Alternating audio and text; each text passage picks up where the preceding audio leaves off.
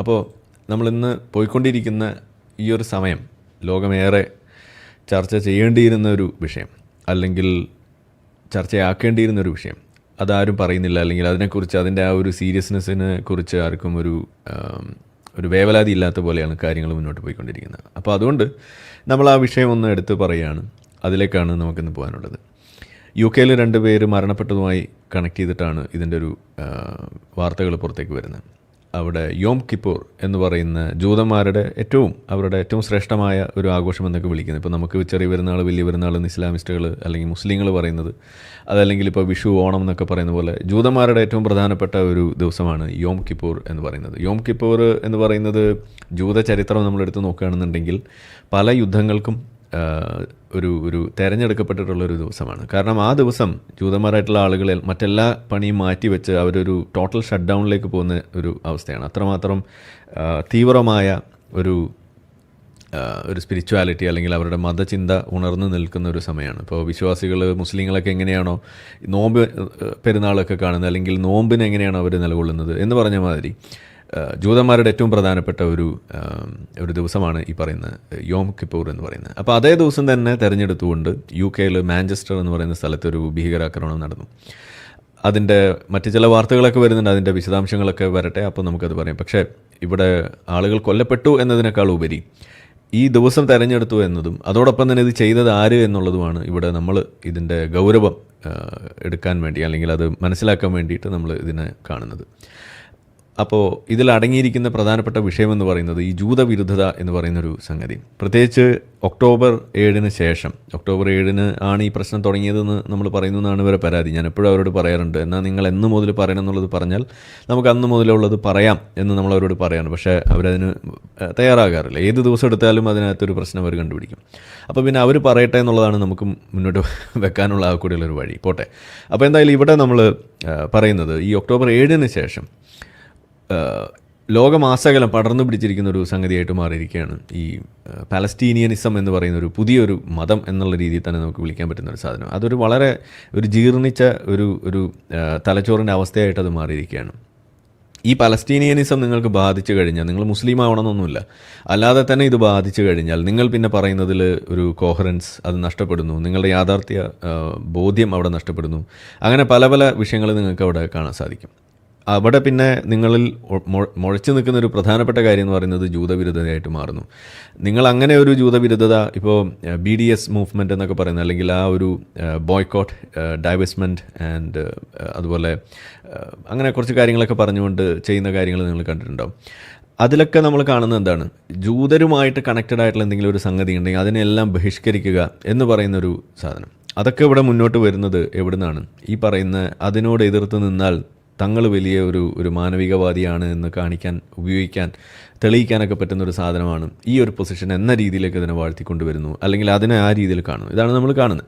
അപ്പോൾ എന്തായാലും അങ്ങനെയൊക്കെ പടർന്നു പിടിച്ചിട്ടുള്ള പലസ്തീനിയനിസം നിങ്ങൾക്ക് മുന്നോട്ട് വെക്കാനുള്ള സാമ്രാജ്യത്വ വിരുദ്ധതയായാലും ക്യാപിറ്റലിസത്തോടുള്ള എതിർപ്പായാലും അങ്ങനെ പല പല സാധനങ്ങൾ കുത്തി നിറച്ചുകൊണ്ട് അതെല്ലാം കൾമിനേറ്റ് ചെയ്യുന്ന ഒരു പോയിൻ്റായിട്ട് പലസ്തീനിയനിസം മാറിയിരിക്കുന്നു എന്നതാണ് നമുക്കിവിടെ കാണാൻ കഴിയുക. അപ്പോൾ അങ്ങനെയുള്ള ആളുകൾക്ക് ഏറ്റവും കൂടുതൽ ഇന്ന് ആ പ്രൊപ്പഗൻഡ, ആ മെഷീനറി വർക്ക് ചെയ്യാൻ വേണ്ടിയിട്ടുള്ള സാധനങ്ങൾ കൊടുത്തയച്ചതും അത് ഉണ്ടാക്കി വിട്ടതും പടച്ചു വിട്ടതും ഈ ഹമാസ് തന്നെയാണ്. ആ ചിത്രങ്ങളിൽ വീണിട്ടാണ് പല ആളുകളും അവർക്ക് തോന്നിയ കാര്യങ്ങളൊക്കെ വിളിച്ച് പറയുന്നതും പരസ്പര ബന്ധമില്ലാത്ത കാര്യങ്ങൾ പറയുന്നതും എല്ലാം നമ്മൾ കാണുന്നത്. ഇപ്പോൾ ഏറ്റവും ഒടുവിൽ മാവുരൻ നാസറിൻ്റെ ഒരു വിഷയം പോലും കണ്ടു. ഞാൻ അദ്ദേഹമായിട്ട് പേഴ്സണലി സംസാരിക്കുന്ന ഒരു അവസ്ഥയുണ്ട്. കാരണം ഞാൻ വിചാരിച്ചു ഓക്കെ, പുള്ളി പറഞ്ഞതിൽ എന്തെങ്കിലും ഒരു ജെനുവിനായിട്ടുള്ള എന്തെങ്കിലും ഒരു കൺസേണിൻ്റെ പുറത്തൊക്കെ ആയിരിക്കും പറയുന്നതെന്നുള്ളൊരു ധാരണയിലാണ് ആളുമായിട്ട് സംസാരിക്കുന്നത്. സംസാരിച്ച് കഴിയുമ്പോൾ മനസ്സിലാവണം എന്താണ്, നമ്മളിവിടെയൊക്കെ പണ്ടേ പറഞ്ഞ് ഇതിൻ്റെ പൊള്ളത്തരം മുഴുവൻ എക്സ്പോസ് ചെയ്തിട്ടുള്ള ചിത്രങ്ങൾ പുള്ളി ഇപ്പോഴാണ് തോന്നുന്നു കണ്ടത്. ആ കണ്ടതിൻ്റെ പേരിൽ പുള്ളിക്ക് വലിയ വിഷമം ഉണ്ടാകുന്നു. ഇത് കുട്ടികളിങ്ങനെ വിഷമിക്കുന്നു, എന്നിട്ടും ഇസ്രായേലിനെ സപ്പോർട്ട് ചെയ്യുന്നു എസൻസുകാർ എന്നും പറഞ്ഞിറങ്ങി തിരിച്ചാണ്. നമ്മളെപ്പോഴും പറയാറുണ്ട്, വികാരമല്ല ഇത്തരം വിഷയങ്ങളിൽ നമ്മൾ മുന്നോട്ട് നയിക്കേണ്ടത്. ഇതിൻ്റെ വസ്തുത എന്താണെന്ന് അറിയാൻ ശ്രമിക്കുക, അത് അറിഞ്ഞിട്ട് അതിനനുസരിച്ചിട്ട് നമ്മളൊരു നിലപാടുകൾ എടുത്ത് മുന്നോട്ട് പോവുക. ഇതാർക്കും ചെയ്യാവുന്ന കാര്യമാണ്. ഇത് ഏതെങ്കിലും മുകളിൽ നിന്ന് കെട്ടി ഇറക്കുന്ന എന്തെങ്കിലും വിദ്യ ഒന്നുമല്ല, പുതിയ എന്തെങ്കിലും തന്ത്രമൊന്നുമല്ല. ആർക്കും ചെയ്യാൻ പറ്റുന്ന വളരെ സിമ്പിളായിട്ടുള്ളൊരു കാര്യം. പക്ഷേ ഇദ്ദേഹത്തെ പോലുള്ള ആളുകൾ അത് ചെയ്യാതെ ഈ ചിത്രങ്ങളിൽ വീണു പോവാണ്. അതിൽ വീണ് പോയിക്കൊണ്ട് കാര്യങ്ങൾ വല്ലാതെ വികാരപരമായിട്ട് അതിനെ സമീപിച്ചുകൊണ്ട് ബാക്കിയുള്ള കാര്യങ്ങളെല്ലാം തൽക്കാലം മാറ്റിവെക്കുക, നമുക്കിത് മാത്രം അഡ്രസ്സ് ചെയ്യാമെന്ന് പറഞ്ഞുകൊണ്ട് നിൽക്കുമ്പോൾ എന്താണോ ഈ ചിത്രങ്ങൾ പടച്ചുവിട്ട ആളുകൾ മുന്നോട്ട് വെച്ചത് അതേ സാധനത്തിൽ ഇവർ വീണു പോവാണ്. ഇപ്പോൾ ചില ചിത്രങ്ങളൊക്കെ ഇവിടെ ഉണ്ട്, ഈ സ്റ്റേജ് ഇട്ട് സെറ്റ് ഇട്ടിട്ട് ഇവിടെ ഫോട്ടോ എടുക്കുന്നത് നിങ്ങൾ കണ്ടിട്ടുണ്ട്, നമ്മൾ മുന്നേ ഇവിടെ പറഞ്ഞതാണ്. അപ്പോൾ അതിൽ കാണുന്നത് എന്താണ്, ആളുകൾ മാറുന്നു, അതേ സ്റ്റേജും അതേ സെറ്റും അതേ സാധനവും പാത്രം വരെ സെയിം, ആളുകളെ മാത്രം മാറ്റിക്കൊണ്ട് പുതിയ പുതിയ ഫോട്ടോകൾ എടുക്കുന്നു, പുതിയ ചെരിഞ്ഞും നിവർന്നു നിന്നും കുനിഞ്ഞു നിന്നൊക്കെയുള്ള ഫോട്ടോകൾ മാത്രം എടുത്ത് അതിങ്ങനെ പ്രചരിപ്പിച്ചുകൊണ്ട് ആളുകളെ കണ്ണിൽ പൊടിയിടുന്ന ഒരു അവസ്ഥ. അതാണ് നമ്മളിവിടെ മുന്നേ കണ്ടത്, നമ്മളിവിടെ പറഞ്ഞിട്ടുള്ളതാണ്. ചില ഫോട്ടോഗ്രാഫ്സ് ഈ ടൈം മാഗസിൻ്റെ പോലും ചിത്രം, കവർ ചിത്രമൊക്കെ ആയിട്ട് വന്നതിനെക്കുറിച്ച് നമ്മളിവിടെ കണ്ടു. അതൊക്കെ എടുത്തു വെച്ചിട്ട് നമ്മൾ പറഞ്ഞത് തെറ്റിപ്പോയി എന്നൊക്കെ പറഞ്ഞ് വന്നിട്ട് ചില വീഡിയോ ഒക്കെ ആയിട്ട് ഇറങ്ങിയ ആളുകളുണ്ട്. അവരോട് നമുക്ക് പറയാനുള്ളത്, നമ്മൾ പറഞ്ഞത് എന്താണ്, ആ സെറ്റും ആ പാത്രങ്ങളും സെയിമാണ്, ആളുകൾ മാത്രമാണ് വ്യത്യാസപ്പെടുന്നത് എന്നാണ് നമ്മൾ പറഞ്ഞത്. അവർ ആ സാധനത്തിൽ നിന്നും നമ്മൾ പറഞ്ഞതിൽ പറയാത്തൊരു സാധനം തിരുകുന്നു, ആളുകളും എല്ലാം സെയിമാണ് എന്ന് നമ്മൾ പറഞ്ഞു എന്ന് പറഞ്ഞിട്ട് നമ്മൾ നുണ പറഞ്ഞു എന്ന് പറഞ്ഞ് നടക്കുകയാണ്. അപ്പോൾ നിങ്ങളൊന്നും കൂടി കേൾക്കുക നമ്മൾ എന്താ പറഞ്ഞെന്നുള്ളത്. സെറ്റും പാത്രങ്ങളും എല്ലാം സെയിം, ആളുകൾ മാത്രം മാറുന്നു എന്നതാണ് നമ്മളിവിടെ പറഞ്ഞു വെക്കുന്നത്. നിങ്ങൾക്ക് പോയി പരിശോധിക്കാം, പാത്രങ്ങൾ അവിടെ നിങ്ങൾക്ക് കാണാം, ഒരേ പാത്രവുമായിട്ട് ആളുകൾ നിൽക്കുന്നത് നിങ്ങൾക്ക് കാണാം, ആളുകൾ മാത്രം മാറിക്കൊണ്ടിരിക്കുന്നു. ഇതേപോലെ പല സ്ഥലങ്ങളിൽ ഇത് ചെയ്തുകൊണ്ടിരിക്കുന്നു. പിന്നെ അനേകം ചിത്രങ്ങൾ, വീഡിയോകൾ നമ്മൾ വേറെയും വിട്ടു. അതായത് അങ്ങോട്ട് കൊടുക്കുന്നു, ഫോട്ടോ എടുക്കുന്നു, തിരിച്ചു വാങ്ങുന്നു. അത് വെള്ളമാകാം, ബിരിയാണിയാകാം, മന്തിയാകാം, എന്തുമാകാം. ഇതാണ് നമ്മൾ അവിടെ കണ്ടുകൊണ്ടിരിക്കുന്നത്. അപ്പോൾ ഈ തരം ചിത്രങ്ങളിൽ വീണുകൊണ്ട് നിങ്ങളൊരു വലിയ ജൂതവിരുദ്ധനായി മാറുന്നൊരവസ്ഥ, അതങ്ങനെ ആക്കി മാറ്റുന്നൊരവസ്ഥ, അതിൽ പെട്ടുകൊണ്ട് അതിൽ വീണുപോയിട്ടുള്ള ആളുകൾ അല്ലെങ്കിൽ അതിൻ്റെ ഇരകളായിട്ടുള്ള ആളുകളാണ് ഇന്നിപ്പോൾ സത്യത്തിൽ ഈ ഫ്രീ പ്ലേ സ്റ്റേഷൻ എന്ന് പറഞ്ഞ് നടക്കുകയും അവരെന്തിനു വേണ്ടി നിൽക്കുന്നു, ഈ പാലസ്റ്റൈൻ എന്ന് പറയുന്ന ഒരു രാജ്യം അങ്ങനെ ഒരു എൻറ്റിറ്റി പണ്ട് ഉണ്ടായിരുന്നോ എന്ന് പോലും അറിയാത്ത ആളുകളാണ് ഇന്ന് പാലസ്റ്റീനു വേണ്ടി നിൽക്കുന്നു എന്ന് പറയുകയും ഫ്രീ പാലസ്റ്റൈൻ എന്ന് പറയുന്ന സാധനം എന്തോ മുന്തിയ സാധനമാണ് എന്ന് വിചാരിച്ചിട്ട് അതിനകത്ത് അതിൻ്റെ ബാക്കി എന്താണെന്നുള്ളത് പോലും മറന്നുകൊണ്ട് അതിനുവേണ്ടി നിൽക്കുന്നതും നമ്മൾ കാണുന്നത്. ഈ ഫ്രീ പാലസ്റ്റൈൻ എന്ന് പറയുമ്പോൾ എവിടുന്ന്, from river to sea Palestine will be free എന്ന് പറയുമ്പോൾ ഏതാണ് ആ റിവർ, ഏതാണ് ആ സീ എന്ന് പോലും അറിയാത്ത ആളുകളാണ്. അതിൻ്റെ ഇടയിലുള്ള സ്ഥലം ഏതാണെന്ന് പോലും അറിയാത്ത ആളുകളാണ്. അങ്ങനെ ഒരു ഫ്രീ പാലസ്റ്റൈൻ ഉണ്ടായാൽ അവിടെ ഇസ്രായേൽ ഉണ്ടാകുമോ എന്നറിയാത്ത ആളുകളാണ് 2 സ്റ്റേറ്റ് സൊല്യൂഷൻ വേണമെന്ന് പറഞ്ഞ് നടക്കുന്നത് എന്നും കൂടിയാണ് നമുക്കിവിടെ കാണാൻ കഴിയുക. അപ്പോൾ ഇത്തരത്തിലുള്ള എന്താണ് ഒരു വളരെ തെറ്റായിട്ടുള്ള ഒരു കാര്യത്തെക്കുറിച്ച് ഒരു ധാരണയില്ലാത്ത, ബോധമില്ലാത്ത ആളുകളാണ് സത്യത്തിൽ ഈ ഫ്രീ പ്ലേ സ്റ്റേഷൻ എന്ന് പറഞ്ഞ് നടന്ന് തങ്ങളെന്തോ വലിയ സംഭവം ചെയ്തു എന്ന രീതിയിൽ ഇവിടെ നടക്കുന്നത്. ഇനി ഇതോടൊപ്പം തന്നെ ഇവർ ഉപയോഗിക്കുന്ന മറ്റ് പല മുദ്രാവാക്യങ്ങളുണ്ട്. ഹൈബർ ഹൈബർ യാ യഹൂദ് എന്ന് പറഞ്ഞ് തുടങ്ങുന്ന മറ്റൊരു മുദ്രാവാക്യം, ഇതേ പാലസ്തീനിയനിസം കൊണ്ട് നടക്കുന്ന ആളുകൾ വിളിക്കുന്ന ഒരു മുദ്രാവാക്യമാണ്. എന്താണ് അതിൻ്റെ അർത്ഥം? ഹൈബർ ഹൈബർ യാ യഹൂദ് എന്ന് പറയുമ്പോൾ അതിൽ അറബിയാണ് ആ പറയുന്നത്. ഇത് ആര് എപ്പോൾ എവിടെ പറഞ്ഞു? ഇത് ജയ്ഷെ മുഹമ്മദ് എന്താണ് ബാദ യഹൂദ് അങ്ങനെ എന്തോ പറഞ്ഞിട്ട് അതിൻ്റെ ബാക്കി എന്ന് വെച്ചാൽ മുഹമ്മദിൻ്റെ സൈന്യത വരുന്നു, നിങ്ങളിത് ഹൈബർ ഓർത്തോളൂ, യാ യഹൂദ് യഹൂദികളെ ഓർത്തോളൂ എന്ന് പറഞ്ഞിട്ട് അവരെ ഓർമ്മിപ്പിക്കുകയാണ് ഹൈബറിനെ കുറിച്ച്. എന്താണ് ഈ ഹൈബറിൽ സംഭവിച്ചത്? ഹൈബറിൽ ഒരു ജൂത കൂട്ടക്കൊല നടത്തിയത് ആരാണ്? അത് മുഹമ്മദ് നബിയാണ്, സാക്ഷാൽ നബി. അപ്പോൾ ആ മുഹമ്മദ് നബി ഹൈബറിൽ നടത്തിയ ജൂത കൂട്ടക്കൊലയെ ഓർമ്മിപ്പിച്ചുകൊണ്ട് ജൂതന്മാരെ വാൺ ചെയ്യുന്ന മുദ്രാവാക്യം പോലും അവരോട് ഉപയോഗിക്കുകയാണ്. ഇതാണ് നമ്മളിവിടെ കണ്ടുകൊണ്ടിരിക്കുന്നത്. അപ്പോൾ ഈ തരം സാധനങ്ങൾ കയ്യിൽ വെച്ചിട്ട് അവർ പറയുന്നത് എന്താണ്? ബാക്കിയുള്ള ആളുകൾ ജനോസൈഡ് നടത്തുന്നു എന്നാണ്. അവർ ഉപയോഗിക്കുന്ന മുദ്രാവാക്യം പോലും ജനോസൈഡലായിരിക്കുകയാണ് ഇതിനു വേണ്ടി ഇറങ്ങിത്തിരിക്കുന്നതെന്ന് നമ്മൾ ആലോചിക്കുക. ഇങ്ങനെ ഇതിനു വേണ്ടി മതത്തെ ഉപയോഗിക്കുന്നു, ഇങ്ങനെ ഇതിനു വേണ്ടിയിട്ട് മുദ്രാവാക്യങ്ങൾ ഉപയോഗിക്കുന്നു, ഇങ്ങനെ ഇതിനു വേണ്ടിയിട്ട് എവിടെ എന്തെല്ലാം നിങ്ങൾ എടുത്തു കഴിഞ്ഞാൽ അതിലെല്ലാം മതം കടന്നു വരുന്നു. അവിടെയാണ് നമ്മൾ ഇതിനെ പേപ്പട്ടി മതം എന്ന് വിളിക്കേണ്ടി വരുന്നത്. ആ മതത്തെ അത് നമ്മൾ ഇനി തുടരും, അതിനൊരു മാറ്റം കാണുന്നത് വരയ്ക്കുന്നുള്ളതാണ് നമുക്ക് പറഞ്ഞു വെക്കാനുള്ളത്. ഇനി ഇവിടെ ഇതിൽ ഒരു അറസ്റ്റ് ചെയ്യപ്പെട്ട അല്ലെങ്കിൽ കൊല്ലപ്പെട്ട ഒരു വ്യക്തി, ഈ പറയുന്ന അക്രമം നടക്കുന്നതിൻ്റെ ഭാഗമായിട്ടുണ്ടായ വെടിവെപ്പിൽ തന്നെ ഇദ്ദേഹം മരിച്ചു എന്നാണ് പറയുന്നത്. ആളുടെ പേര് തന്നെ വളരെ കൃത്യമാണ് കേട്ടോ. ജിഹാദ് അൽ ഷാമി എന്ന പേരിൽ ഒരു സിറിയൻ അഭയാർത്ഥിയായിട്ട് UK വന്ന് താമസിച്ച് എന്നിട്ട് അവിടെ നിന്നും കൊണ്ടാണ് ഈ പണിയൊക്കെ എടുത്തത്. ആളെ കണ്ടാൽ തന്നെ അറിയാം, നല്ല അസൽ താടിയുണ്ട്, മീശ കുറച്ചേ ഉള്ളൂ, മീശ വെട്ടാൻ മറന്നതായിരിക്കും എന്ന്, അല്ലെങ്കിൽ ബാർബർ ഷോപ്പിന് മുന്നിൽ വെച്ചെടുത്തതാണെന്ന് തോന്നുന്നു. എന്തായാലും ഇത്തരത്തിലുള്ള വളരെ ദീനിയായിട്ടുള്ള വളരെ ഉത്തമനായ ഒരു ജിഹാദി തന്നെയാണ്. ആളുടെ പേര് പോലും ജിഹാദ് എന്നും കൂടി ആവുമ്പോൾ ഇതെത്ര മനോഹരമായ ഒരു കൃത്യമായിട്ടാണ് കാര്യം ഇവിടെ നടത്തി വെച്ചിരിക്കുന്നത് നിങ്ങളൊന്ന് ആലോചിക്കുക. അതാണ് ആ ദീനിൻ്റെ ആ ഒരു പൂർണ്ണത എന്ന് പറഞ്ഞാൽ പേര് പോലും അങ്ങനെ ആവുക.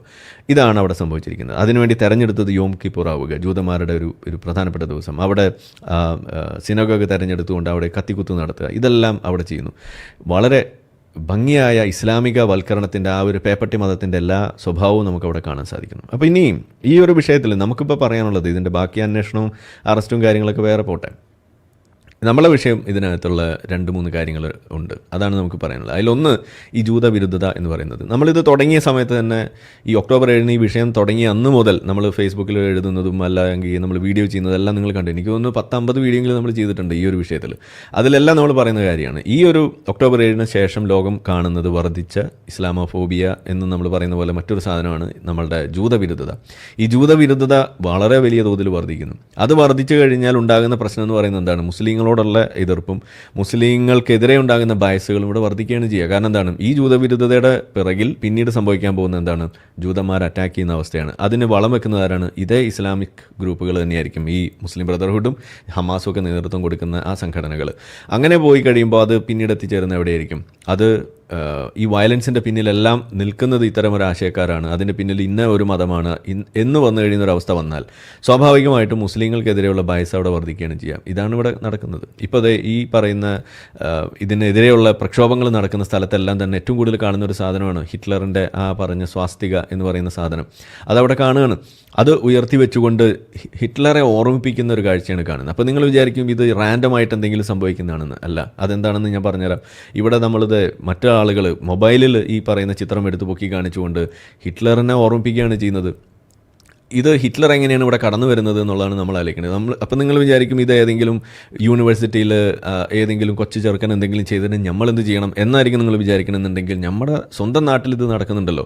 കഴിഞ്ഞ ദിവസം നമ്മുടെ ഇവിടെ കേരളത്തിൽ ഈ കഴിഞ്ഞ ദിവസം നടത്തിയ ഒരു പരാമർശം, ഇതേ സാധനം നമുക്കൊന്ന് കേട്ട് കളയാം. അപ്പോൾ അവിടെ ഉസ്താദ് പറയുന്നത് ഇതാണ്: ഗാസ ഐക്യദാർഢ്യ സമ്മേളനത്തിൽ ജൂതവിരുദ്ധ പരാമർശം വംശീയ പരാമർശമായി തൊടിയൂർ മുഹമ്മദ് കുഞ്ഞു മൗലവി. ഈ സംഗതി ഇപ്പോൾ ഈ പറയുന്ന സാധനം ഞാനടക്കം പണ്ട് ഈ ഒരു പേപ്പർ മതക്കാരനായിട്ട് ജീവിച്ചിരുന്ന സമയത്ത് ഞാനും എൻ്റെ ഫേസ്ബുക്കിൽ ഇട്ടതാണ്. ഇതിട്ടതിൻ്റെ പേരിലാണ് പണ്ട് നിങ്ങൾ പറഞ്ഞു ഓർക്കുന്നുണ്ടാവും, ഒരു ഇസ്രായേലി ആയിട്ടുള്ള ഒരു ഹോമിയോ ഡോക്ടറുമായിട്ട് നമ്മൾ ചില പ്രവർത്തനങ്ങളൊക്കെ നടത്തിയിരുന്നു, ഒരു ഹോമിയോ ഓർഗനൈസേഷൻ. അതിൻ്റെ ഭാഗമായിട്ട് മുന്നോട്ട് പോയി ഒരു ഇൻ്റർനാഷണൽ ഓർഗനൈസേഷനായിരുന്നു. ആ സമയത്ത് അതിൻ്റെ ഉള്ളിൽ നിന്ന് നമ്മളെ പിടിച്ച് പുറത്താക്കാൻ തന്നെ കാരണം എന്താണ്? ഞാനൊരു ആൻറ്റി സെമൈറ്റ് ആണ് എന്ന് അവർക്ക് മനസ്സിലായതുകൊണ്ടാണ്. കാരണം ഞാൻ എടുത്ത് പൊക്കി വെച്ചത് ഹിറ്റ്ലറിൻ്റെ വാദമാണ്. അതെന്താ സാധനം എന്നുള്ളത് നമുക്കിവിടെ കാണാം. അപ്പോൾ ഇദ്ദേഹം പറയട്ടെ ആദ്യം. ഓക്കെ. ഐക്യദാർഢ്യ സമ്മേളനത്തിൽ വംശീയ പരാമർശവുമായി ദക്ഷിണ കേരള ജംഇയ്യത്തുൽ ഉലമ ജനറൽ സെക്രട്ടറി തൊടിയൂർ മുഹമ്മദ് കുഞ്ഞു മൗലവി. ഹിറ്റ്ലറെ ഉദ്ധരിച്ചുകൊണ്ടുള്ള പ്രസംഗത്തിലാണ് ജൂത വിഭാഗത്തിനെതിരായ പരാമർശം. ഹിറ്റ്ലർ രണ്ടാം ലോക മഹായുദ്ധകാലത്ത് 1939-45 കാലത്ത് ജൂതന്മാരെയൊക്കെ നേരത്തെ കുഞ്ഞാലൂർ സാഹിബ് പ്രസംഗിച്ചതുപോലെ ഗ്യാസ് സിലിണ്ടറിലിട്ട് ചുട്ട് കരിച്ചു, ചാമ്പലാക്കി. പക്ഷെ കുറച്ച് ആളുകളെ അദ്ദേഹം മാറ്റി നിർത്തി. അതിൽ ദമ്പതികളുണ്ടായിരുന്ന സ്ത്രീകളും പുരുഷന്മാരും കുട്ടികളും ഉൾപ്പെടെ കുറെ ആളുകളെ മാറ്റി നിർത്തി. അവരെ ഉപദ്രവിച്ചില്ല. അവർക്ക് വേണ്ട സംരക്ഷണവും സുരക്ഷിതത്വവും ഒക്കെ കൊടുത്തു. അപ്പൊ അന്നത്തെ ചില മാധ്യമ പ്രവർത്തകർ ചോദിച്ചേ ഹിറ്റ്ലറോട്, എവരെ എന്തിനാണ് മാറ്റി നിർത്തിയത്? എവരെയും കൂടെ ആ ഗ്യാസ് സിലിണ്ടറിൽ കയറ്റി ഞാൻ കരിച്ചു ചാമ്പലായി കൂടെ? അപ്പൊ അദ്ദേഹം പറഞ്ഞത്, ഇല്ല, ഇവർ വഴി ഈ സമൂഹം ലോകത്ത് പ്രചരിക്കണം, അവരെ കൊണ്ട് ഈ ലോകം പൊറുതിമുട്ടണം, അവരുടെ ശല്യവും അവരുടേതായ ഈ ഉപദ്രവങ്ങളുമൊക്കെ ലോകം കണ്ട് മനസ്സിലാക്കുമ്പോൾ അന്ന് ഈ വർഗത്തോട് ഹിറ്റ്ലർ ചെയ്ത് നീതിയായിരുന്നു എന്ന് അന്നത്തെ ലോകം ബോധ്യപ്പെടുകയും വിലയിരുത്തുകയും ചെയ്യണം. അതിനുവേണ്ടിയാണ് ഞാൻ അവരെ മാറ്റി നിർത്തിയത്.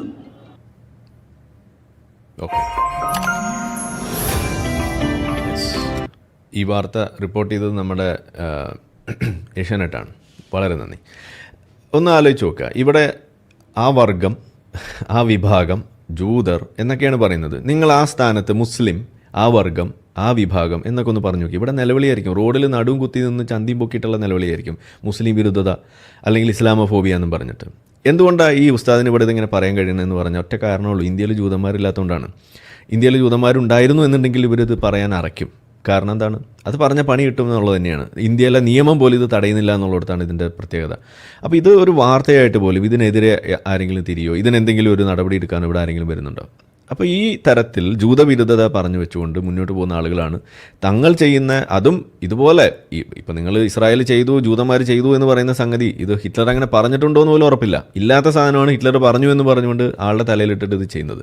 പോട്ടെ, ഇനി അങ്ങനെ പറഞ്ഞാൽ തന്നെ ഹിറ്റ്ലറിനെ ഉദ്ധരിച്ചുകൊണ്ട് ഇത് നിങ്ങൾ ന്യായീകരിക്കുക എന്ന് പറയുമ്പോൾ അപ്പോൾ സത്യത്തിൽ നിങ്ങൾ ഹിറ്റ്ലറോടൊപ്പമാണോ അതോ എന്താണ് നിങ്ങളുടെ പൊസിഷൻ? ഹിറ്റ്ലറെ നിങ്ങൾ എങ്ങനെയാണ് കാണുന്നത്? ഹിറ്റ്ലറെ ഒരു ക്രൂരനായ മനുഷ്യൻ, ഈ മനുഷ്യകുലം നമ്മൾ എന്താണ് മാനവികത ഉയർത്തിപ്പിടിക്കുന്ന ഒരാളെ സംബന്ധിച്ചിടത്തോളം ഒരു തരത്തിലും അടുപ്പിക്കാൻ കൊള്ളാത്ത ഒരു വലിയ ലോകം കണ്ട ഏറ്റവും വലിയ വംശഹത്യയ്ക്ക് നേതൃത്വം കൊടുത്ത ഒരു വ്യക്തിയാണ് ഹിറ്റ്ലർ. ആ ഹിറ്റ്ലർ പറഞ്ഞ സംഗതി ഉയർത്തി വെച്ചിട്ടാണ് അന്ന് ചെയ്ത സംഗതിയുടെ ഭാഗമായിട്ട് എന്തോ ഉണ്ട് എന്ന് കൂട്ടിച്ചേർത്തിട്ട് ഇന്ന് നടക്കുന്ന ഈ സംഗതിയിൽ നിങ്ങൾക്കൊരു ന്യായം കണ്ടെത്തേണ്ടി വരുന്നതെന്ന് വരുമ്പോൾ സത്യത്തിൽ നിങ്ങൾ എന്താണ് ഉദ്ദേശിക്കുന്നത്? ഇതാണ് നമ്മൾ ചോദിക്കുന്നത്. നിങ്ങൾ പിന്നെ എന്ത് മാനവികതയെക്കുറിച്ച് പറയുന്നതാണ് നമുക്ക് മനസ്സിലാക്കേണ്ടത്.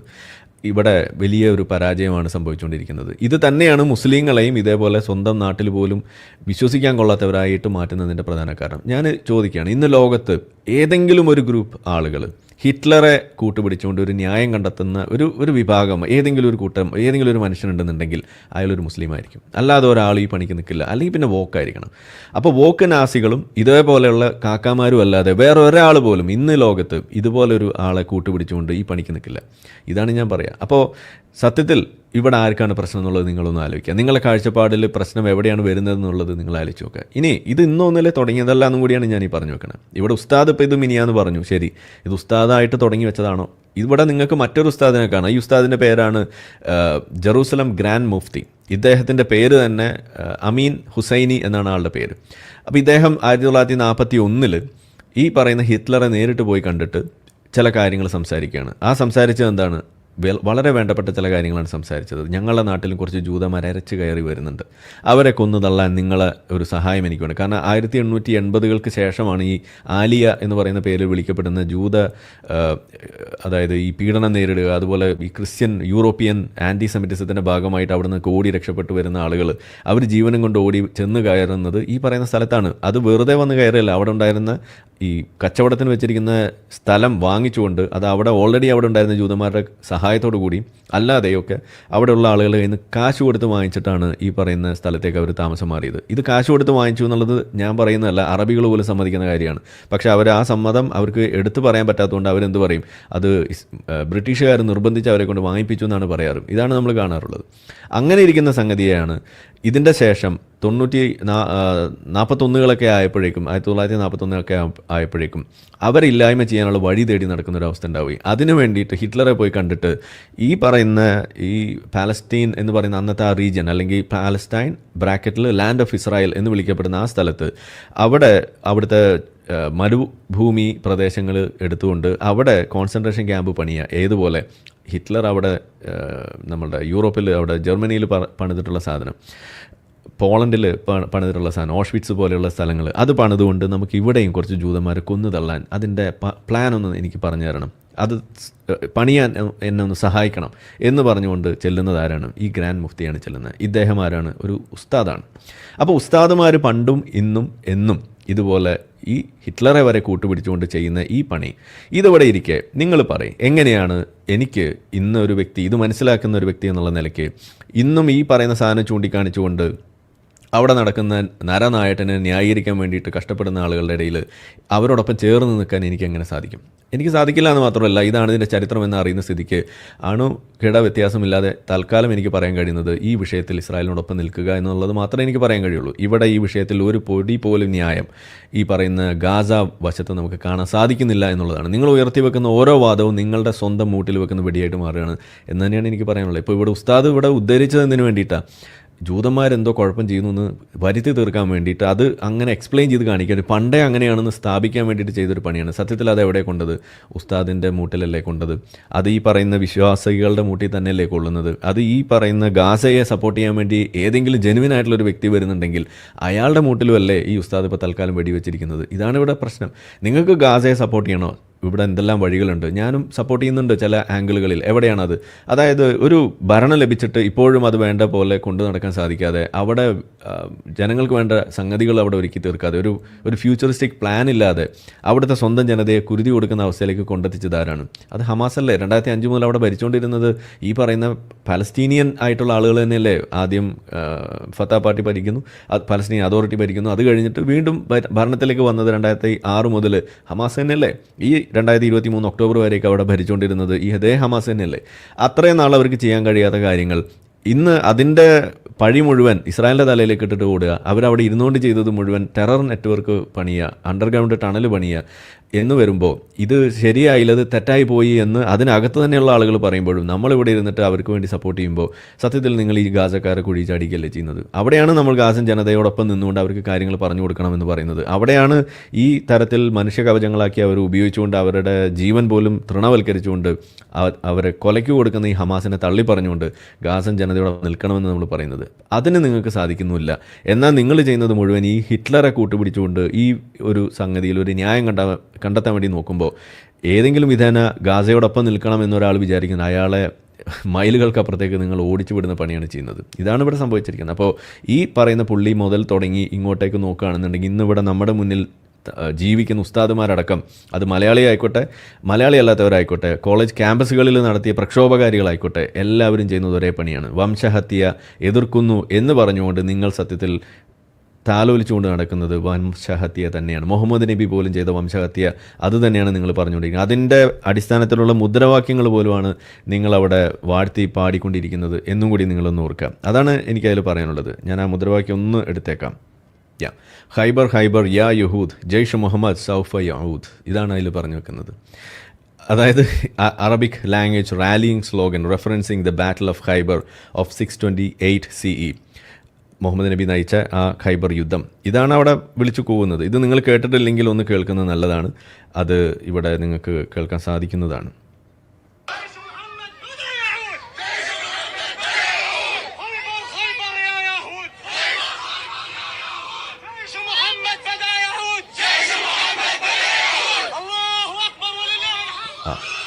കേട്ടല്ലോ, ഇതാണ് ആ സാധനം. അപ്പോൾ ഇത് വിളിക്കുന്ന ഈ പറയുന്ന മുദ്രാവാക്യം വിളിച്ചിട്ട് നിങ്ങൾക്ക് എങ്ങനെയാണ് നിങ്ങൾക്ക് സ്വയം ജനോസൈഡിനെതിരെ നിൽക്കുന്ന ആളുകളാണെന്ന് നിങ്ങൾക്ക് പറയാൻ കഴിയുക? ഇതാണ് ഞാൻ ചോദിക്കുന്നത്. ഇത് നിങ്ങൾ എന്താ ചെയ്തുകൊണ്ടിരിക്കുന്നത് എന്നതിനെക്കുറിച്ച് നിങ്ങൾക്ക് ഒരു ധാരണയില്ല എന്ന് പറയുന്നത് അതുകൊണ്ടാണ്. ഇങ്ങനെ വിളിക്കുന്ന മുദ്രാവാക്യം വിളിക്കുന്ന ഒരു സ്ഥലത്ത് പോയി നിന്നിട്ട് ഗാസയെ സപ്പോർട്ട് ചെയ്യാൻ എന്നെ കിട്ടില്ല. അതുതന്നെയാണ് എനിക്ക് ഇനിയും ഉറച്ചു പറയാനുള്ളത് എന്ന് തന്നെയാണ് എനിക്കിവിടെ പറയുന്നത്. ഇനി ഈ അമീനിയെക്കുറിച്ചൊക്കെ നിങ്ങൾക്ക് അറിയണം, ഒരു ചെറിയൊരു ഐഡിയ കിട്ടണമെന്നുണ്ടെങ്കിൽ യൂട്യൂബിൽ ഇങ്ങനെ ഒരു സാധനമുണ്ട്, വാർ സ്റ്റോറീസ്.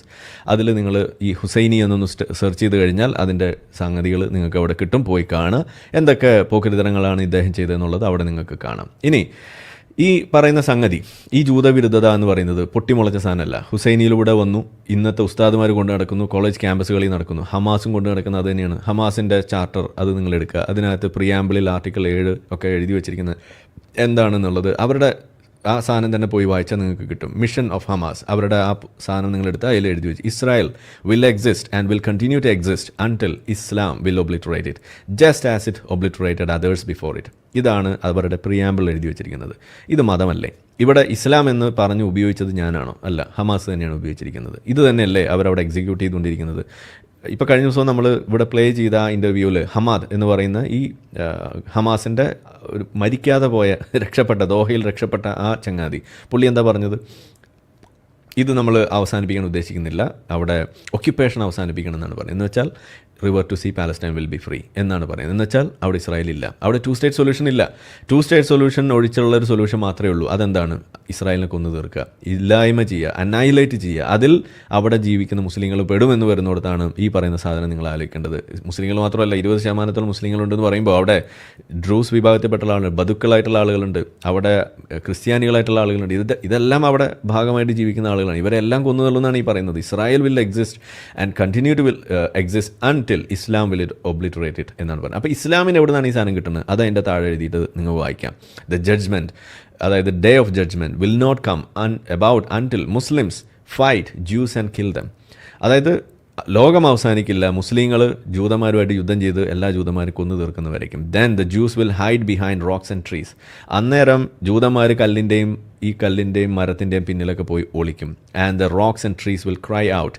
ആ സമയം റോക്കുകളും മരങ്ങളൊക്കെ വിളിച്ചു കൂവും, O Muslim there's a Jew hiding behind me come and kill him എന്ന് പറയും. ഇതിൻ്റെ ഒരു ബാക്കി സാധനം കൂടിയുണ്ട്. അപ്പോൾ നിങ്ങൾ അത് മുഴുവൻ വായിച്ചാൽ കാണാം. അങ്ങനെ വിളിച്ചു പറയുന്ന സമയത്ത് അവിടെ ഒരു മരം മാത്രം ജൂതനെ രക്ഷിക്കും. ആ മരത്തിൻ്റെ പേരാണ് ഗർക്കത് മരം, ആ മരം ഇന്ന് ഇസ്രായേൽ മുഴുവൻ നട്ടുപിടിപ്പിച്ചുകൊണ്ടിരിക്കുന്നു എന്നാണ് പറയുന്നത്. ഞാൻ ഇസ്രായേൽ പോയപ്പോൾ മൊത്തം തപ്പി നോക്കി, അത് അവിടെ കിട്ടിയില്ല. കാരണം ഗർക്കത് എന്ന് പറയുന്ന ഒരു മരമല്ല, അതൊരു കുറ്റിച്ചെടിയാണ്, അത് മരമായിട്ട് വളരുന്ന സാധനമല്ല. ഗർക്കത് മരം എന്നും പറഞ്ഞുകൊണ്ട് അവർ ചിത്രത്തിൽ കാണിക്കുന്ന സാധനം മുഴുവൻ ഒലിവ് മരമാണ്. ഒലിവ് മരം എന്ന് പറയുന്നത് ജൂതന്മാരുടെ മരമാണ്. അത് അവരിഷ്ടം പോലെ നട്ടുപിടിപ്പിക്കുന്നുണ്ട്. ഒലിവ് മരം വേറെ, ഗർക്കത് മരം വേറെ. അതുപോലും അറിയാത്ത മദ്രസ പൊട്ടന്മാരാണ് ഈ സാധനമൊക്കെ എഴുതി വെച്ചിരിക്കുന്നത്. നമ്മൾ ആലോചിക്കുക. അങ്ങനെ പറയുമ്പോൾ ഇതൊക്കെ എഴുതി വെപ്പിച്ചതാരാണ്? മുഹമ്മദ് നബിയാണ്. അപ്പോൾ ലോകത്തെ ഏറ്റവും ഒന്നാമത്തെ മദ്രസ പൊട്ടൻ ആരെന്ന് ചോദിച്ചു കഴിഞ്ഞാൽ അത് നമ്മൾ സാക്ഷാൽ മുഹമ്മദ് നബി സല്ലല്ലാഹു അലൈഹി വസല്ലം ആണ് എന്ന് നമ്മൾ പറയേണ്ടതായിട്ട് വരും. അപ്പോൾ ഇനിയിപ്പോൾ നിങ്ങൾ വിചാരിക്കുന്നത് ഹമാസ് എവിടുന്ന് ആകാശത്ത് നിന്ന് നോക്കി എഴുതിയതാണെന്ന്. സംശയിക്കേണ്ട. ദേ ഹദീസ് ഞാൻ മുഴുവനായിട്ട് ഇവിടെ കൊടുത്തിട്ടുണ്ട്. സഹീഹ് മുസ്ലിം 2922 sunna.com എടുക്കുക, അതിനകത്ത് അടിക്കുക, സാധനം നിങ്ങൾക്ക് അവിടെ കിട്ടും. അതിൻ്റെ the last hour would not come unless the Muslims will fight against the Jews and Muslims would kill them until the Jews would hide themselves behind a stone or a tree, and a stone or a tree would say, Muslims, O Muslim, the servant of Allah, there is a Jew behind me, come and kill him. But the tree, Gharqad, would not say, for it is the tree of the Jews. ഇനിയിപ്പോൾ ഇത് ഇംഗ്ലീഷിൽ പറഞ്ഞിട്ട് മനസ്സിലാവുന്നില്ല എന്നാണെന്നുണ്ടെങ്കിൽ ഇത് സഹീഹ് മുസ്ലിം 2922 ആണ്. ഇനി ഇംഗ്ലീഷിൽ മലയാളത്തിലുള്ളതും കൂടി നമുക്ക് കാണാം. യഹൂദികളെ തോൽപ്പിക്കാതെ അന്ത്യദിനം സംഭവിക്കില്ല. ഇത് മലയാളത്തിൽ എഴുതി വെച്ചാണ്. ഖുതുബു തൗഹീദ് kitabutawheed.com. ഓക്കെ, നമ്മുടെ നാട്ടിലുള്ള ഒരു ജിഹാദി ടീമാണ്. മുസ്ലിങ്ങളും യഹൂദികളും തമ്മിൽ യുദ്ധം നടക്കുകയും മുസ്ലിങ്ങൾ അവരെ കൊല്ലുകയും ചെയ്യുന്നതുവരെ അന്ത്യദിനം സംഭവിക്കില്ല. തീർച്ചയായും യഹൂദികൾ കല്ലുകൾക്കും മരങ്ങൾക്കും പിന്നിൽ ഒളിക്കും. ഓരോ കല്ലും മരവും വിളിച്ചു പറയും, അല്ലയോ മുസ്ലിം, അല്ലയോ അള്ളാഹുവിൻ്റെ അടിമേ, എനിക്ക് പിന്നിലൊരു യഹൂദിയുണ്ട്, വരൂ അവനെ കൊല്ലൂ എന്ന്. എന്നാൽ ഗർക്കത് എന്ന മരമൊഴികെ അത് യഹൂദിയുടെ മരമാകുന്നു. ഇതാണ് പഠിപ്പിക്കുന്നത്. ഇനി നിങ്ങൾ പറയൂ, ഈ വിഷയത്തിൽ മതമുണ്ടോ ഇല്ലേ? ഈ സാധനം വെച്ചുകൊണ്ടാണ് സത്യത്തിൽ ഈ പറയുന്ന 2 സ്റ്റേറ്റ് സൊല്യൂഷൻ എതിർക്കുന്നത്. ജൂതന്മാർ അവിടെ ഇൻഡിപെൻഡൻസ് പ്രഖ്യാപിച്ച അന്ന് തന്നെ അടുത്ത ദിവസം ഇവരെല്ലാവരും കൂടി പോയി ആക്രമിച്ചത്. ഇതെല്ലാം നടന്നത് ഈ ഒരൊറ്റ കാര്യത്തിൻ്റെ പിന്നിലാണ്. ജൂതരാഷ്ട്രം പാടില്ല, ജൂതന്മാർ പാടില്ല. അങ്ങനെ ഉണ്ടായാൽ അത് മുഹമ്മദ് നബി പറഞ്ഞ ഈ സാധനത്തിനെ പൊളിക്കുന്നതാണ്. ഈ പ്രവചനം പൊളിയും. ഇതാണ് അവിടെ സംഭവിക്കുക. അപ്പോൾ മുഹമ്മദ് നബിയുടെ പാളിപ്പോയ 101 പ്രവചനത്തിൽ ഒരു പ്രധാനപ്പെട്ട പ്രവചനം ഇത് തന്നെയാണ് എന്നും കൂടി നമുക്കിവിടെ കാണാം. ഇതാണ് പ്രവാചകൻ്റെ അവസ്ഥ. അപ്പോൾ ഇതുപോലെയുള്ള ജൂതവിരുദ്ധത അത് മുഹമ്മദ് നബി തന്നെ പഠിപ്പിച്ചു വെക്കുന്നു. അത് അതിന് ശേഷമുള്ള ഓരോ ആളുകളും കൊണ്ടുവരും. നമ്മുടെ നാട്ടിൽ ഉസ്താദുമാർ മദ്രസയിൽ പഠിപ്പിക്കുന്നു. എന്നിട്ട് അതിൻ്റെ പേരിൽ ആളുകളെ പോയി വെടിവെച്ച് കൊല്ലുന്നു, കത്തിക്കുത്ത് നടത്തുന്നു, വണ്ടി ഇടിച്ച് കയറ്റുന്നു. ഇതാണ് നമ്മൾ കണ്ടുകൊണ്ടിരിക്കുന്നത്. ഇതുകൊണ്ടാണ് നമ്മൾ പേപ്പട്ടി മതം എന്ന് വിളിക്കുന്നത്. ഇനി നിങ്ങൾ പറയാം, അങ്ങനെ പേപ്പട്ടി മതം എന്ന് വിളിച്ചത് അതൊരു തെറ്റാണോ എന്നാണ് ഞാൻ ചോദിക്കുന്നത്. ഇതല്ല, ഇതിനെ വേറെ വല്ല പേരൊന്നും വിളിക്കേണ്ടതുണ്ടോ എന്നാണ് എനിക്ക് മനസ്സിലാവാത്തത്. അപ്പോൾ നിങ്ങളൊന്ന് എനിക്ക് പറഞ്ഞു തരാം. പുതിയ പേര് വല്ലതും ഉണ്ടെങ്കിൽ അതൊന്നും എന്നെ അറിയിച്ചു തരാമെന്നാണ് എനിക്ക് പറയാനുള്ളത്. ഇതിൽ കൂടുതൽ നല്ലൊരു പേര് എനിക്ക് കണ്ടെത്താൻ കഴിയാത്തതുകൊണ്ടാണ്, ഉണ്ടെങ്കിൽ പറയുക എന്നുള്ളതാണ് എനിക്ക് പറയാനുള്ളത്. അപ്പോൾ ഞാൻ ഏതായാലും ഇങ്ങനെയുള്ള കാരണങ്ങൾ കൊണ്ടാണ് ഏതൊരു വിഷയം നിങ്ങൾ എടുക്കുക. ഇപ്പോൾ ആളുകൾ അഭയാർത്ഥികളാകുന്നു, രാജ്യം അതിർത്തികൾ പങ്കുവെക്കേണ്ടി വരുന്നു, സ്ഥലം പങ്കുവെക്കേണ്ടി വരുന്നു, പുതിയ രാജ്യങ്ങളുണ്ടാകുന്നു. ഇതെല്ലാം ലോകത്ത് പലതവണ നടന്നു കഴിഞ്ഞിട്ടുള്ള കാര്യമാണ്. ആദ്യമായിട്ടും അവസാനമായിട്ടും നടന്നത് ഇസ്രായേലൊന്നുമല്ല. ഇസ്രായേലിന് മുന്നേയും രാജ്യങ്ങളുണ്ടായിട്ട് ഉണ്ട്, ഇസ്രായേലിന് ശേഷവും രാജ്യങ്ങളുണ്ടായിട്ടുണ്ട്. പക്ഷേ ഇസ്രായേൽ പാലസ്തീൻ വിഷയം വരുമ്പോൾ മാത്രം എന്താണ് അതിനകത്തൊരു പരിഹാരം നമുക്ക് കാണാൻ പറ്റാത്തത്? എന്തുകൊണ്ടാണ് അവിടെ ഒരു സാധ്യത തെളിയാത്തത് ഏതെങ്കിലും തരത്തിലുള്ള ഒരു കോ എക്സിസ്റ്റൻസിന്? എന്നാൽ ഇനി അവിടെ ഒരു കോ എക്സിസ്റ്റൻസിന് സാധ്യത ഉണ്ടാക്കുന്ന ഒരു പീസ് ഡീൽ വന്നപ്പോൾ അതിൻ്റെ പേര് തന്നെ എന്താണ്? അബ്രഹാം അക്കോർഡ്സ് എന്നാണ്. ആരാണ് ഈ അബ്രഹാം? അതായത് ഈ അബ്രഹാം, നമ്മൾ ഇബ്രാഹിം നബി, അതിൻ്റെ പരമ്പരകൾ എന്നൊക്കെ പറഞ്ഞുകൊണ്ട് അതിൻ്റെ ബാക്കി എന്ന് പറയുന്ന രീതിയിൽ വിളിക്കുന്ന 3 മതങ്ങൾ, ജൂതമതം, ക്രിസ്ത്യാനിറ്റി, അതുപോലെ തന്നെ ഈ ഇസ്ലാം, ഈ 3 സാധനങ്ങൾ കൂടി ഒന്ന് ഒരുമിക്കും. നിങ്ങളുടെ 3 പേരുടെ തന്ത ഒന്നാണ് എന്ന് പറഞ്ഞിട്ടെങ്കിൽ ഒന്ന് അടി നിർത്താൻ വേണ്ടി, കത്തി താഴെട എന്ന് പറയാൻ വേണ്ടിയിട്ടുള്ളൊരു ശ്രമം. അതാണ് ഈ അബ്രഹാം അക്കോർഡ്സ്. അത് ഭാഗ്യവശാൽ, അല്ലെങ്കിൽ എന്താ പറയുക, നമ്മളുടെയൊക്കെ ഒരു പ്രതീക്ഷയ്ക്ക് അനുസൃതമായിട്ടെന്ന് വേണമെങ്കിൽ നമുക്ക് പറയാം. അറബ് രാഷ്ട്രങ്ങളിൽ നിന്ന് പലരും അതിനോടൊപ്പം നിൽക്കുന്ന ആളുകളായിട്ട് മാറിയിരിക്കുകയാണ്. അതിൻ്റെ ഏറ്റവും വലിയൊരു പ്രായോജകരായിട്ട് മാറിയിരിക്കുന്നത് ഇന്ന് UAE തന്നെയാണെന്ന് നമ്മൾ ആലോചിക്കുക. അതിലേക്ക് ഇനി മറ്റ് രാജ്യങ്ങൾ വരും. UAE, ബഹ്റൈനുമാണ് അതിന് മുൻപന്തിയിൽ നിൽക്കുന്നത്.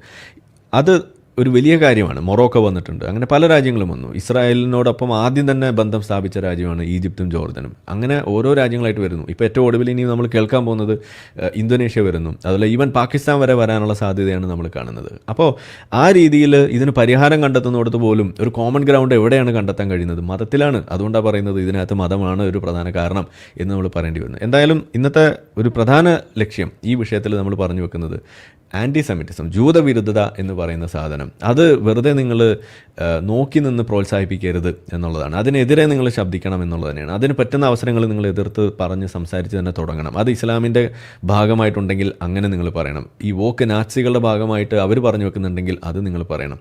അതിനെ നിങ്ങൾ കാണാതെ അതിന് സഹായകമാകുന്ന നിലപാടുകൾ നിങ്ങൾ എടുത്തു പോയാൽ അത് ഇതുപോലുള്ള തീവ്രവാദ അക്രമങ്ങളിലേക്കും ആളുകൾ കൊല്ലപ്പെടുന്നതിലേക്കും തന്നെയാണ് അത് വഴിവെക്കുക. അത് ഉണ്ടാകുമ്പോണ്ടാകുന്ന മറ്റൊരു പ്രശ്നം, വലിയ പ്രശ്നം എന്ന് പറയുന്നത്, സാധാരണ ഇതിലൊന്നും യാതൊരു താല്പര്യമില്ലാത്ത സാധാരണ മുസ്ലിമിന് പോലും ഇതിൽ പങ്കുണ്ട് എന്ന് ആരോപിക്കപ്പെടാനും, ഒരു മുസ്ലിമിനെ വഴിവെച്ച് കണ്ടാൽ എങ്ങനെയാണോ ജൂതർക്കെതിരെയുള്ള ബയസ് ഇവിടെ ഡെവലപ്പ് ചെയ്യുന്നത്, സമാനമായ രീതിയിൽ മുസ്ലിങ്ങൾക്കെതിരെയും ബയസുകൾ ഉണ്ടാകാനും അക്രമങ്ങൾ വ്യാപകമാകാനും തന്നെയാണ് അത് വഴിവെക്കുക. അപ്പോൾ മുസ്ലിങ്ങൾക്കാണ് ഇതിലൊരു പ്രധാന പങ്ക് വഹിക്കാനുള്ളത്. ഈ തരം അക്രമങ്ങൾ ജൂതവിരുദ്ധതയുടെ പേരിൽ, അത് മതത്തിലുള്ളതിൻ്റെ പേരിൽ തന്നെ വരുന്നത് കാണുമ്പോൾ, കണ്ടിട്ടും നിങ്ങൾ മിണ്ടാതിരുന്നാൽ നിങ്ങൾ നിങ്ങളുടെ സ്വന്തം കുഴിയാണ് തോണ്ടുന്നത് എന്ന് ഇനിയെങ്കിലും മനസ്സിലാക്കാം. നമ്മളെ വീഡിയോ കണ്ടുകൊണ്ടിരിക്കുന്ന ആളുകൾ ചാനൽ സബ്സ്ക്രൈബ് ചെയ്തിട്ടില്ല എന്നുണ്ടെങ്കിൽ അത് ചെയ്ത് നമ്മളെ സപ്പോർട്ട് ചെയ്യുക. മറ്റു രീതിയിൽ സപ്പോർട്ട് ചെയ്യാൻ ആഗ്രഹിക്കുന്ന ആളുകൾക്ക് അതിൻ്റെ ഡീറ്റെയിൽസ് ഡിസ്ക്രിപ്ഷനിലുണ്ട്. നിങ്ങളുടെ ഓരോ ലൈക്കും ഷെയറും അതുപോലെ കമൻ്റ് ഇടുന്നതും ഈ വീഡിയോ അതിൻ്റെ താഴെ വരുന്ന കമൻറ്റുകൾക്ക് നിങ്ങൾ പ്രതികരിക്കുന്നതെല്ലാം തന്നെ വീഡിയോയുടെ റീച്ച് കൂടുന്നതിന് വലിയ തോതിൽ ഉപകാരപ്പെടുന്ന സംഗതിയാണ്. അപ്പോൾ അതുകൊണ്ട് അതിൽ നിങ്ങൾ ഏർപ്പെടണം എന്നും കൂടി ഞാൻ അഭ്യർത്ഥിക്കുകയാണ്. മറ്റുള്ള രീതിയിലുള്ള സപ്പോർട്ട് തുടർന്നും നിങ്ങളുടെ ഭാഗത്തുനിന്നുണ്ടാവും എന്ന് പ്രതീക്ഷിക്കുന്നു.